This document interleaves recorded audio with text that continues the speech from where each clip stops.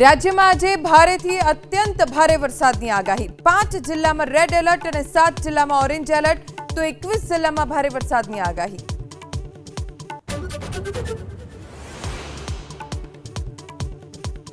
દિલ્હીમાં યમુના નદીના પાણીથી હજુ પણ અનેક વિસ્તારો જળમગ્ન તો પંજાબમાં પણ સ્થિતિ ખરાબ। અત્યાર સુધીમાં 43ના મોત।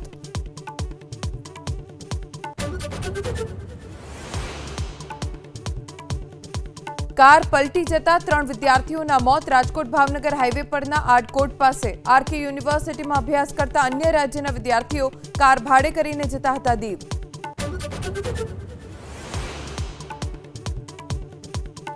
ઉપરાષ્ટ્રપતિની ચૂંટણીને લઈને તૈયારી તેજ। ભાજપના રાષ્ટ્રીય અધ્યક્ષ જેપી નડ્ડા આજે ડિનર પર પાર્ટીના સાંસદો સાથે કરશે ચર્ચા। 9 સપ્ટેમ્બરે ઉપરાષ્ટ્રપતિની ચૂંટણી।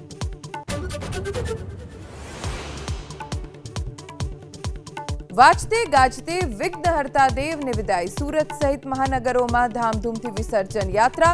अगले बरस जल्दी आनाना नाद साथे मुंबई में पण बाप्पा ने भारे विदाय।